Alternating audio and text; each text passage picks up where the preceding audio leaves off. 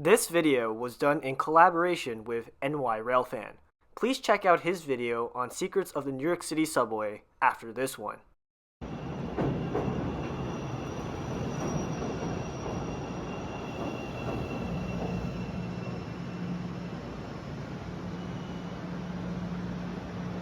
The Chicago L, land of the slow trains, home of the 30-minute frequencies on the Green Line. But despite my grudges with the CTA, the Chicago L is an interesting system, with a fascinating history, and that history still exists in the form of remnants that are scattered around the city. So let's once again take the Chicago L and see those remnants. Let's start at Ashland and 63rd and travel on the Englewood Branch of the Green Line. If you can look past the 30-minute headways of the line, the Englewood Branch does have a ton of history that tells the story of Englewood itself very well. Let's start at Racine, right after Ashland. Racine, though closed in 1994 as part of a renovation program, was never demolished. The reason why was because closing Racine was controversial, and this was part of a compromise. The station would remain closed, but the CTA would landmark it, so it would never be demolished. After 1996, when the Green Line was reopened for service, the station was used for employees at the Racine shops up until 2016 or 2017, when the floor was removed. But that wasn't the end of the story, as in 2023, during the Chicago mayoral race, the reopening of Racine was put up for a vote, with 93% of residents wanted it to be reopened. So it will be interesting to see what will happen to Racine in the following years. After Racine is Halsted. Halsted is open, but the next station after that is Garfield, about 2 miles away. But the station spacing was never supposed to be this way, as there were many stations in between. So let's start with the first one, Parnell. Parnell is an uninteresting station by itself, and no remnants exist. But what was interesting is below. This was Englewood Station of the Chicago and Western Indiana Railroad. Since there are many Englewood stations, this was commonly referred to as Little Englewood Station. Though little, in my opinion, is a misnomer for the station, as the station, at its peak, served multiple railroads, like the Erie Railroad, Monon Railroad, Wabash Railroad, Chicago and Eastern Illinois Railroad, and Chicago and Western Indiana Railroad. However, Englewood was hit hard by white flight and suburbia of the 1950s, and combined with the Dan Ryan Expressway nearby, it made many residents move out. This caused many cuts to the Little Englewood Station, and Parnell on the Englewood Branch already ceased to exist in 1949. Little Englewood itself limped along until 1963, when the station closed. Today, the platforms lay in ruins, which is visible on a Green Line train crossing that railroad bridge from Halsted. After Parnell, the next station would be Harvard, but between Parnell and Harvard laid another branch, the Normal Park Branch. The Normal Park Branch was a short branch to 69th Street with 2 intermediate stations. Though I couldn't trace the remnants for this branch as it has been redeveloped, but I still wanted to mention it. Now we are at Harvard. Although there's no physical structures for that station, there is something else that notes the location of Harvard. Take the curvature of the tracks.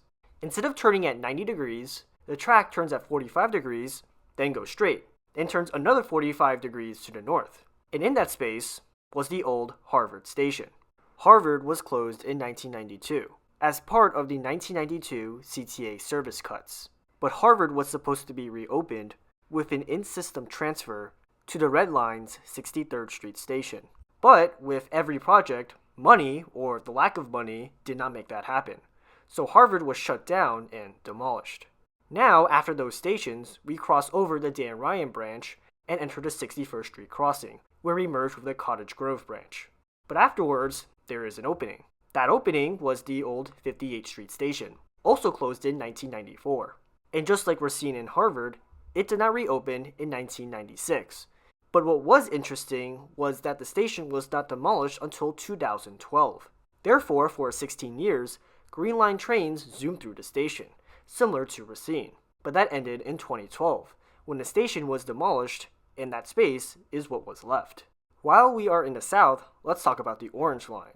The Orange Line was opened in 1993 and was the first modern elevated train in Chicago. Basically, instead of steel, the structure is made out of concrete. But what if I told you that the Orange Line was originally designed similar to the Congress branch of the Blue Line, or the Dan Ryan branch of the Red Line? Yes, the Orange Line was supposed to be placed in the median of an expressway, specifically the Stevenson Expressway. In fact, the Stevenson Expressway was built with a wide median to facilitate a new line. But in the 1970s and 80s, when the Orange Line was being planned, the Orange Line was rerouted through railroads' rights-of-way to Midway Airport, negating the need for the Stevenson Expressway. So, although the land use around the Orange Line is garbage, it would be a dumpster fire landfill if the Orange Line was placed on the Stevenson Expressway. Speaking of railroad rights-of-way, let's talk about the Westchester Branch. The Westchester Branch used to run west of Forest Park on the Blue Line. But in 1951, the Westchester Branch was closed, and all tracks were removed.